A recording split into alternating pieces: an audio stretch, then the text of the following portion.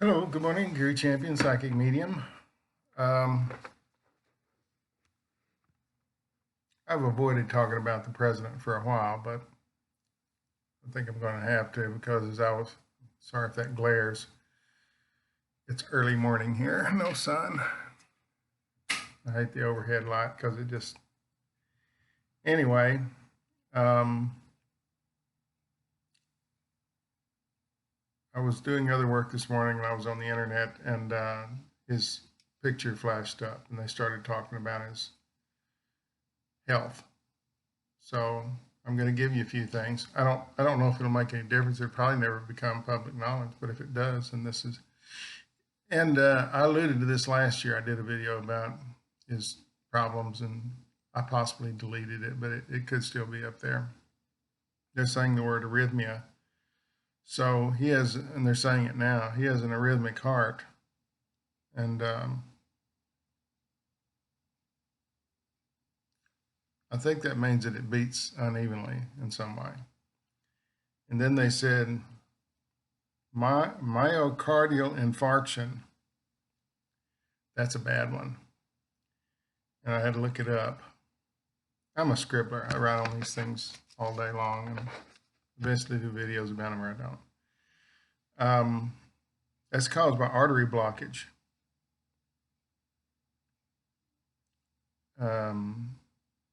And that's the one that took him to the hospital. He was having trouble.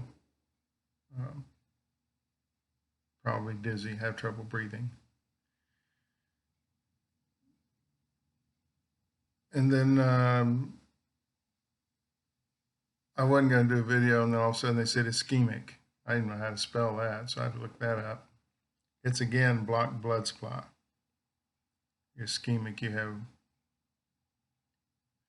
it could just be blocked arteries, but I don't think so. I believe they put him on a blood thinner for a blood clot of some kind. And he recovered pretty quickly.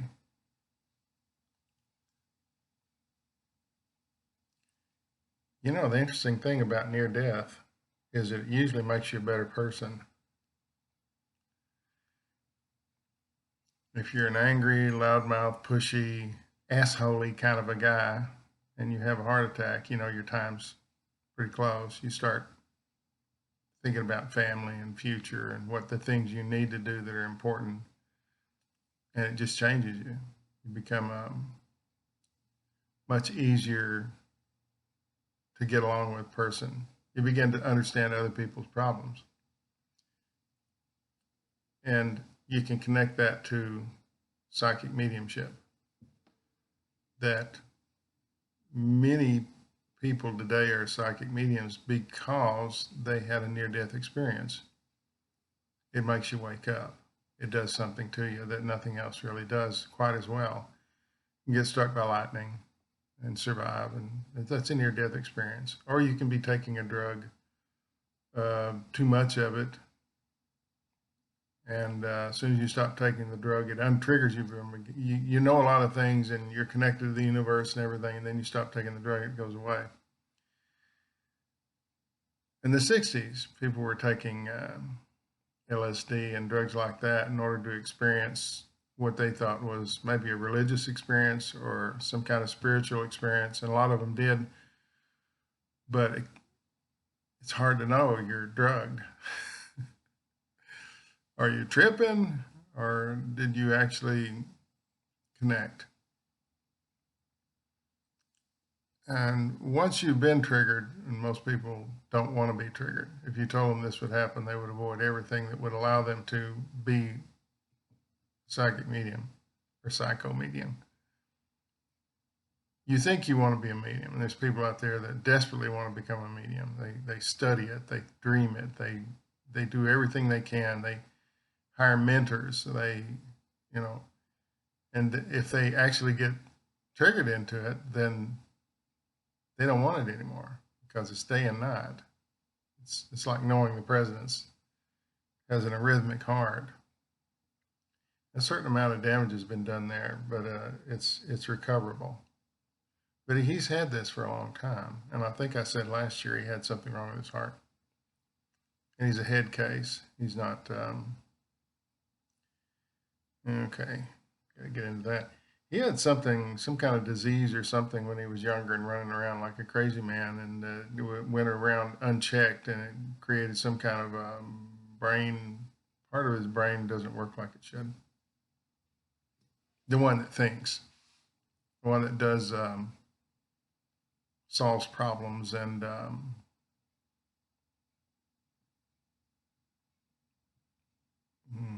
better way to say that, the logical part of the brain. But usually people who have such a thing like that, they become completely different. They don't live the same life. They realize, no one really realizes life is short until it is. We think that we can live forever. We can be 105 and think, oh, I got another 30 years in me. I'm just getting started. And no. But until it hits us, we don't think of ourselves as mortal for some reason. I don't know what that's about, but it must be something in our ability to survive that requires that we have it. It's the only thing I can think of. It's a survival thing. If we went around scared all the time, we wouldn't get anything done. So we're not scared because we don't fear death, because we think it'll happen to someone else. And then we're immortal. Even if we're really, really in bad health, we can convince ourselves that we're okay. Anyway, I've sort of, I don't see any change in him. I think he's still kind of hard-hearted. Daddy was that way. His daddy was that way. And there you go.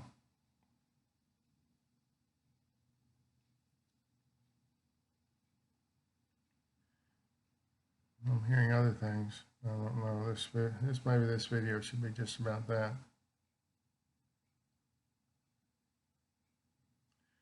There's sort of a class war going on in our country. There's a further division between those that have and those that don't. And that creates a lot of the things you're seeing in the street, the people looting, has to do with that. That they've been poor their whole lives, and now here's a chance to take something. And they want something. And once it starts, it's hard to stop until you begin locking them up and there's jail time involved. Then they rethink it. It's sort of like thinking you're immortal until you have a heart attack or a problem. It's sort of in that category. We don't think we're vulnerable to that. Well, he did it. My mother used to say, if that little brown boy that lives down the street, if he jumped off a bridge, would you jump off a bridge too? I was thinking, yeah, probably would. That was a childhood friend of mine. I doubt that he remembers me. In the 5th, 6th grade. And then I never saw him again. So I doubt that he remembers me. But she always used to use him as an example. And he was a smart kid. He came from a great family.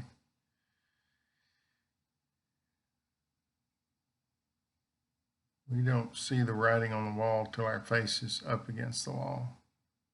I think that the division between the rich and the poor is getting wider and wider. And for some of these things, there is no class distinction, that you're just going to get hit by something simply because you're human. A good example is what my wife and I were talking about this morning. Our bank has now decided to charge us so much per checking account per month, and we said, we're not paying any of that. We'll eliminate all those accounts. We'll deal with that. But these fees hit everybody. If you bank at that bank, it doesn't matter whether you have money or don't have money. This is their way of gouging. because they're taking on a lot of property that they don't want, just like they did the last one, last little crash, little thing, 08.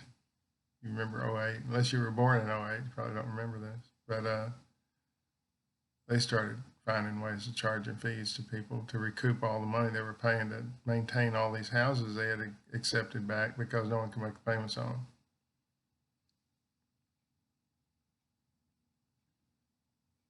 Just ask the city mayor of all these cities what their homeless rate is now. It's like huge. It can possibly house them all. They just wander the streets all day long, creating havoc and road hazards, and businesses can't do business because they're outside begging, and they get aggressive, and pretty soon a business is closed. So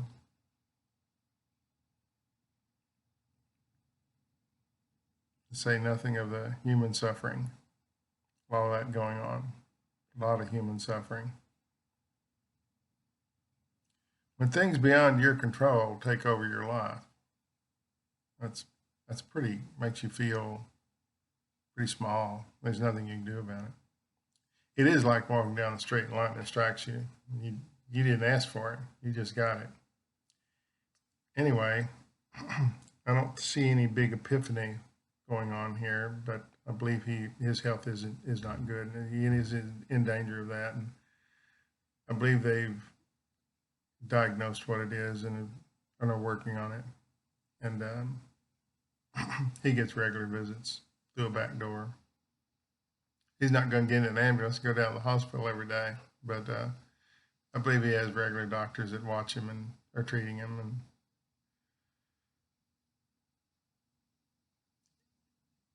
the same thing happened in Franklin Delano Roosevelt, who was the only president of the United States to serve 4 terms. They put an end to it when he passed. Truman served 2 terms. Everybody became a 2-term president. If they served 1, they could serve 2, but in some cases they only served 1. But he had polio. He couldn't walk. He couldn't stand after a while, and they would put braces on him and stand him up to give a speech, and he wouldn't allow anybody to photograph him in a wheelchair because a weak president in his legs looks weak, even though he wasn't. It's a matter of perception. I say that's kind of gone anyway, because if you're a fat guy out whacking weeds trying to hit a golf ball, you look pretty stupid anyway. He needs to be on a strict diet. He needs to be exercising. He needs to be doing other things. Lose 100 pounds.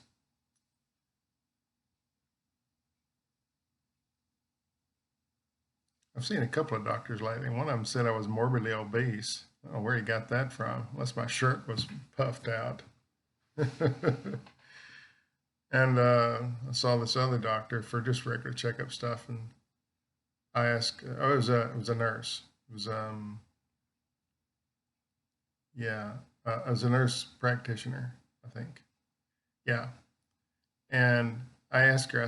This is, you don't want to ask your doctor or nurse if you're morbidly obese. You don't want to ask that question, but I did. I said, "Do I look morbidly obese?"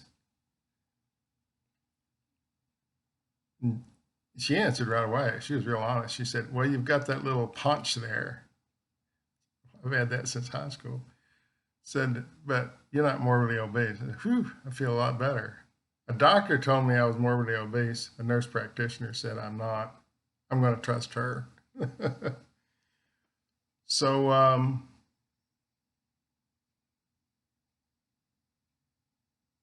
that's my thing about the president. And it should have caused a change in him, but it hasn't. I know it would me, although I'm pretty benign as it is, pretty close to the other side all the time. This is where I get to say my little tagline: no fear, no regret, no anger. Thanks for watching.